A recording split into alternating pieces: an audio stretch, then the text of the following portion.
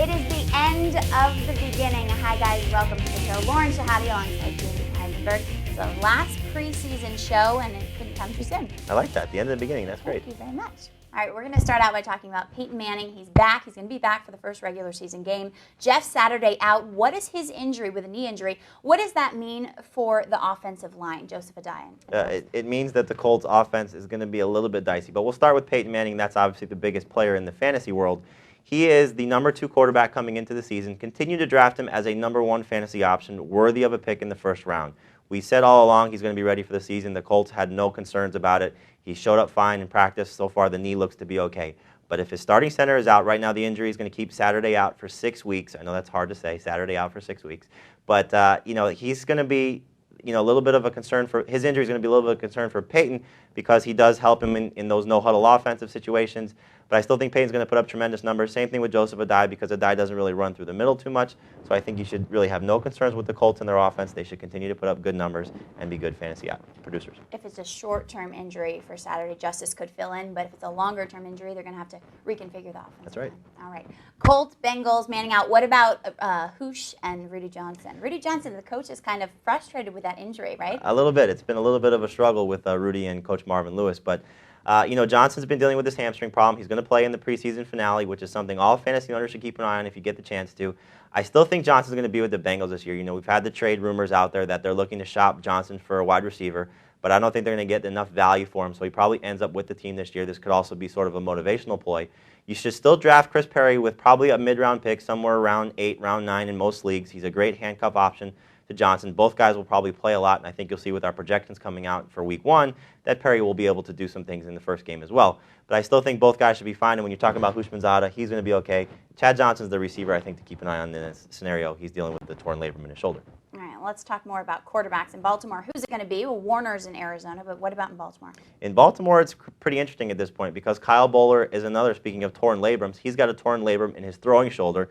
And as you can imagine, that's never a good thing for a quarterback. So Troy Smith was probably going to win the job anyway. He's been dealing with a tonsil problem. He's been out for a couple of weeks at this point. But he should make his appearance in the preseason finale. If he doesn't start, Joe Flacco will. Probably coming into the season, you're going to see Smith as the starter, Flacco as the backup. You should continue to draft Flacco with a late-round pick in rookie drafts.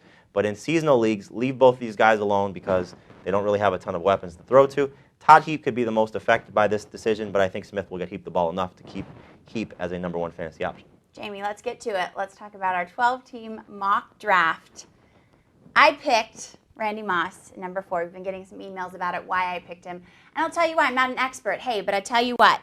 He had an incredible year this year. I don't think he's going to have quite the same kind of year this year. 17 touchdowns, who knows? He could be good for that. I'm aware it's usually running backs. I toyed with Joseph Adai, but I thought, hey, why don't we get the best receiver out there? McFadden, maybe number 2 in Oakland, but I went with straight talent on that one. Bolden, Arizona, he's not happy with Leinart, but Leinart's in. What do you think? I think you're off to a great start. I think, when you look at your draft so far, what we're talking about with Moss at number 4 overall, a little bit high probably for what most users are looking at, but as you mentioned, he outproduced or came very close to LaDainian Tomlinson in several leagues last year, especially when you count receptions.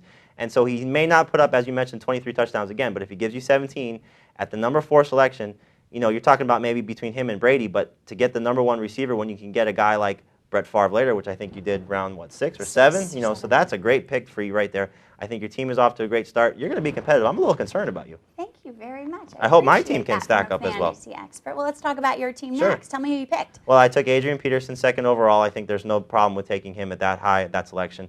I'm changing things up a little bit, which kind of goes along with your thinking with Randy Moss, that they're not that great a group of wide receivers at the elite level, especially with all the running back tandems. I feel like I can get great value at these wide receivers, which I took Johnson in the 2nd round, Santonio Holmes in the 4th round, and then Brandon Marshall in the 5th round. Talk to me about Brandon. A little bit of a reach to take Marshall at that point, but he's in New York, or was in New York this week to get his suspension reduced. Hopefully that happens, and if it goes down from 3 games to 2 games, and you're getting only 2 games without Marshall, I took Joey Galloway as a reserve receiver, and then I was able to come back with some good running backs with Ricky Williams, Chris Johnson from Tennessee. Both those guys are going to get a lot of catches, a lot of touches, and I'll still be able to be a decent competitor in this league. So you better watch out. I better watch out. But you guys will see the results of when we play each other. It's going to be a battle. That's right. But you helped me with your picks, with my picks a little bit. A little bit, just a little bit. All right. Well, thank you so much. My pleasure. Thank you for watching. We will see you next week.